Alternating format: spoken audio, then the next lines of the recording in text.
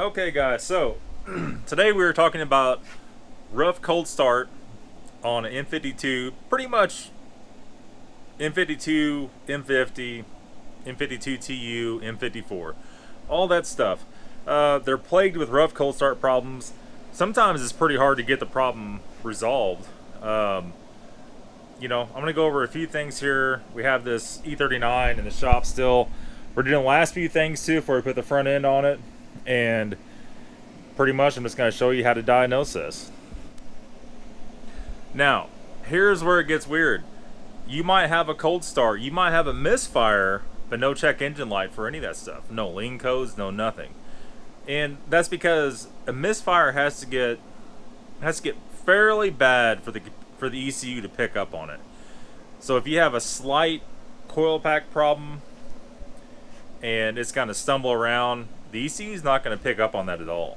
If you have a vacuum leak that is causing a little bit of an issue, but it's not terrible, ECU is not going to see that. It's not going to throw the lean code. Now you can look at your fuel trim values and stuff like that. You have to know what you're looking at doing that. That's not always the best way either. I mean, general maintenance is going to keep you from having all these problems. Or a car you haven't really had in before, like this one just came in. I don't know any of the history on it.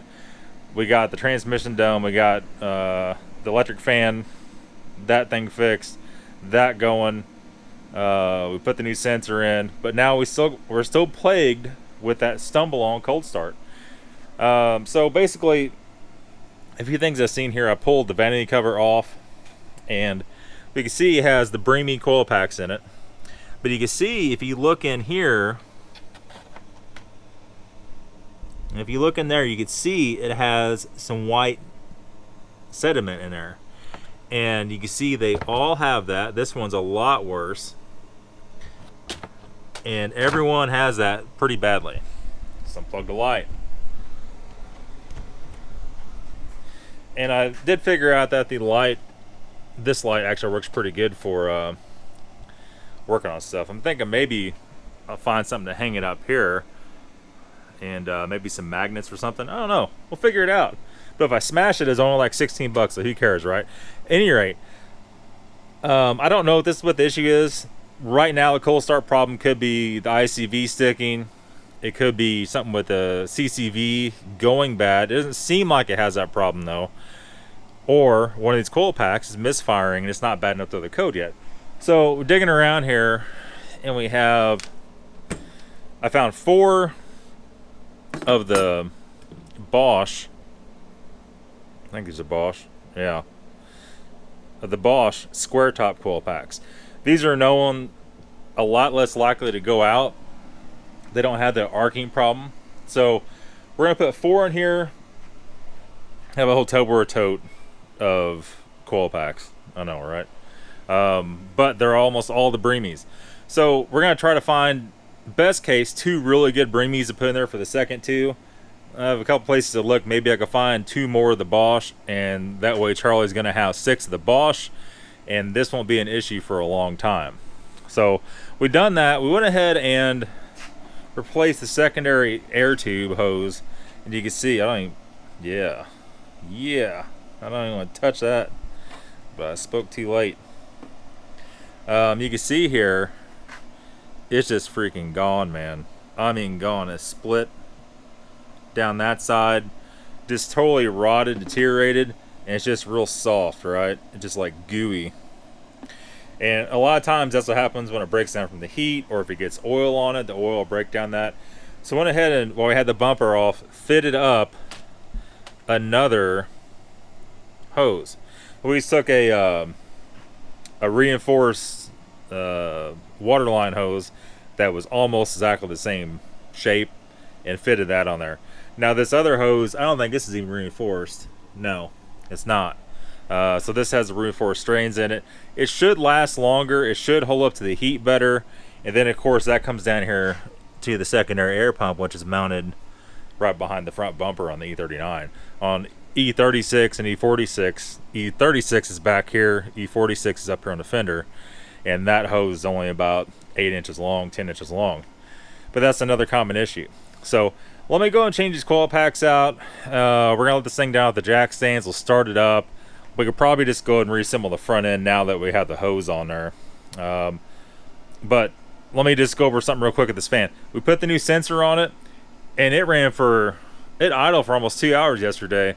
It never got over the middle temp, so the fan never kicked on. So before I let him have this car back, we gotta make sure that kicks on. So, you know, it is working with the AC, no problem at all, but it was just a cooler day. So today is hot as hell. We'll get all this stuff taken care of, and then when we cold start, we'll see if we fix that, then we'll back out of the shop and we'll let it run. Hopefully get this thing done, because there's so much stuff backing up here. It needs to be fixed. Man, the grass has to be mowed again. 5 acres of grass. Got crap to do. We have MRE channel stuff to do. We're getting covered up. We need to work on the shop. The shop's not done. All this stuff. So let's switch the stuff out and see if this fixes it. Okay, so we got all 4 of the Bosch installed. We have 2 Bremies here I dug out of the box. You can see all those other ones, how arced that is on both sides. That one's really bad. And if you smell them, you actually smell it. It smells charred. It smells like hot electrical. And here's the other one. It just all burned up. That one's actually starting to melt the plastic coating. And man, that's so stuff like this is gonna cause random misfire, cold start issues, and it probably won't throw the light until it gets really bad. And then here's that one. I stole the boot for the other one off of it. And then here's the 2 new ones right here, and they don't have any, well, not new, they got some silicone on them, but they're not arced out. And that one's got ever so tiny amount. At any rate, they're 1,000 times better than what he had. Here's that old sensor we put in the radiator yesterday, and you can see it has some crap on the end of it. But I don't know. I mean, we'll see. That's to be decided yet. So let's go and reinstall this. We'll be right back. Okay, and one other thing I noticed, and I'll just show this for the owner's reference, there is oil back here on that back coil pack. Not on the coil pack, but in the valley, and it is running over back there, off there, and running onto the exhaust. It's not very bad yet. We might try snugging up that back grommet. Usually that's a cracked valve cover. There's a little bit of oil up in here too. You can see, maybe, probably can't see. Up in here, you can see right there, you can see a little bit. A little seepage. But it's not too bad yet. Eventually, my recommendation on this eventually, now that you could, I've actually seen the M50, the metal valve covers at the junkyard for cheap, for real cheap, 20 bucks. So, you know, eventually Charlie's gonna have to do that, and that'll take the flat gasket. Once you do that, that oil leak problem is gone forever. That's it. Never, ever, ever another problem. So yeah, I might recommend that down the road. We're just gonna make sure the transmission's okay in this thing first, and after let it put some miles on it, it'll probably come back in at that point in time for some thrust arms, thrust bushings for the front. I see that back tire. I could see that upper control arms getting bad on that back. You can see it's leaned in with the car jacked up. I could see that from a distance with the car jacked up crooked. So yeah, that's what the deal is. We're gonna go zip these in. We'll put the front bumper back on. We'll start it up, see what we got. Okay, so here's our light situation. And customer requested this. He wants to be able to see. And this is what he's dealing with before. Severe haze. E39 is famous for that. And the adjusters are broke. So basically the light's pointing straight down the ground right in front of the car, about right there. And you can't see anything if it was pointing up because the lenses are all foggy. Now, what we did is temporary fix. We sand and buffed this light, and it looks good, but it's not going to stay good. So the problem with E39s, they're the worst car to buff the headlights on because they have a protective coating over the glass. And this one is actually not coming off too bad. You can see it's still hazy in the corner. And I just lightly sanded this with 1000 wet. You can see it's right there. And to get the coating off, I've done these before, you have to sand them with like 400 wet and then go up step by step. So I usually go like 400, 600, 800, 1000, 1500, and you might have to do that 2 to 3 times to get all the sand scratches out of it. Then you got to buff it. They'll last a little while like that. They'll still get hazy again. So E39, the only real fix is replace the lights or put new clear lenses on them. I don't know if those are still available or not. So yeah, but you can see here, you know, not buffed and buffed. So just a real quick rundown of this. We're gonna start off by, and if you have E39, you can do the same thing. It's a temporary fix. I'm not gonna sugarcoat it. We have a little bit of speed detailer. We're just gonna wipe this thing off. It's got a bunch of goo on it. Don't have to be perfect.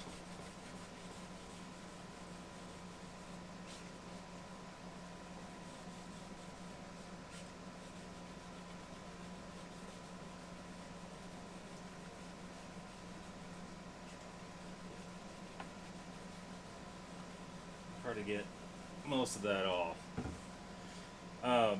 So at this point, we're going to get our 1000 wet.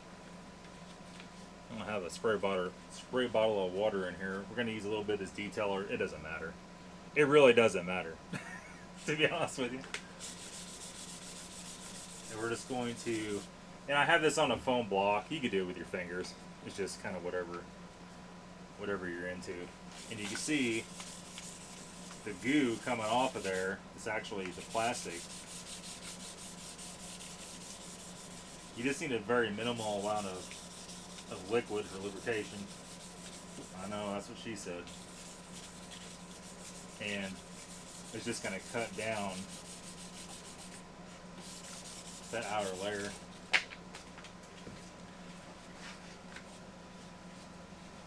And if you have some kind of bench vise that'll hold these lights, that'd be great. But I just put them back in the car. So we'll just be careful around the paint here, not to sand any of that.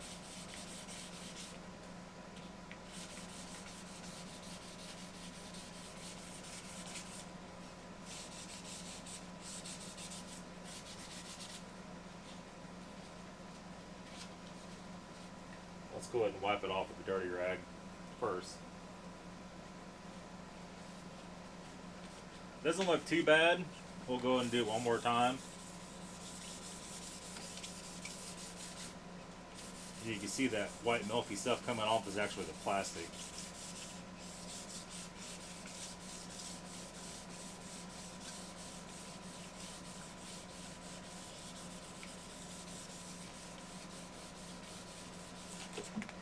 There we are. Take the grimy rag first, wipe that off. We have a nice clean microfiber here. Put somewhere it's going to stay clean. Okay, so at that point in time, our 1000 wet is done. We have our big buffer. This is not a random orbit. This is the regular full out grinder down situation. We got a wool pad on it. You can use whatever pad you want. The wool pad's a little more aggressive. You have to be a little more careful. We're using Maguire's 105 Ultra Cut. We got some 205 somewhere. I don't know. Doesn't matter. It's not that particular. Depends on how bad it is. And you're not going to be able to tell how you did here until you do the first buffing. You can use whatever buffer you want. This is just what I have laying around.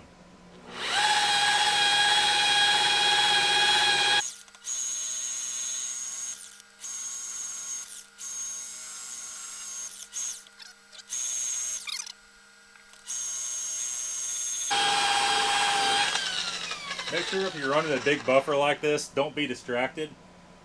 You know, there's no slip to it. It's like a big grinder, right? So if you catch it on something, it'll snap your wrist. Somebody walks in the door, you look up, takes your attention off just for a second, I've been there, done that. Make things go wrong quicker than you can even believe it. Been buffing cars since 1993. You know, unlimited amount of Porsches, Corvettes, BMWs, Audis.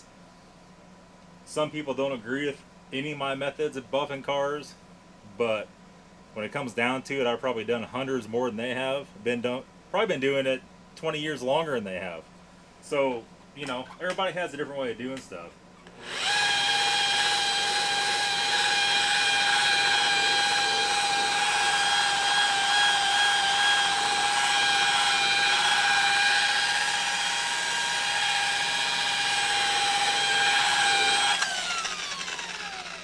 This one's kind of hazy on the bottom there. So we're going to go ahead and we're just going to sand this bottom lip right in through there. You're not going to get this perfect, so don't even try.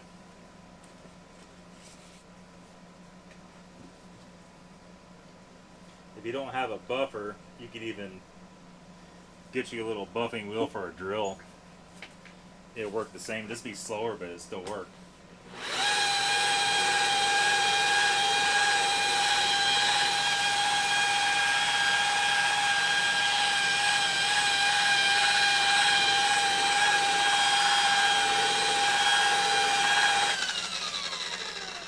It's just not going to get any better than that for what these are, but it's 95% better than when we started. We'll go ahead and wipe this off with a clean rag and detailer. We'll put some spray wax on it. Maybe we'll get them a few months longer without it hazing up, but it's anybody's guess, really. Let me see here. Get you guys set up here. I just want to show you if you can even see or hear it.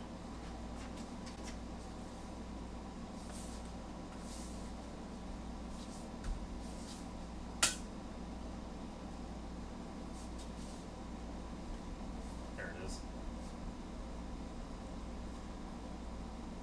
I would say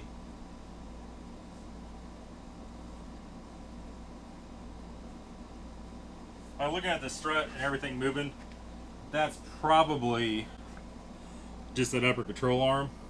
But anyway. Oh man, we got the full custom headlight adjusters. You probably can't see it too well on the bench. That one's just a tiny bit higher than the other one. But here's what we did. I think the best way, if you got to do this, just use a zip tie. We zip tied that one to the car and pulled it. That way you have some adjustment.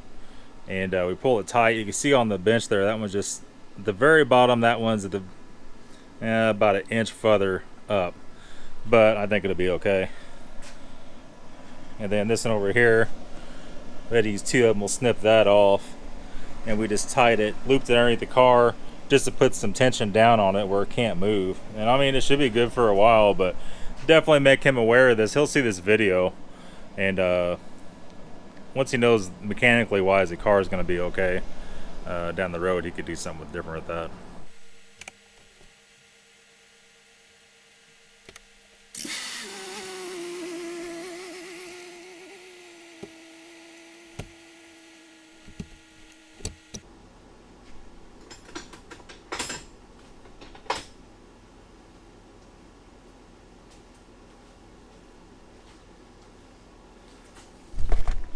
Okay, well, it's freaking hot outside. That being said, it didn't rough cold start at all. It didn't do anything rough at all. So the problem was more than likely, what the hell? Light going out? More than likely, coil pack.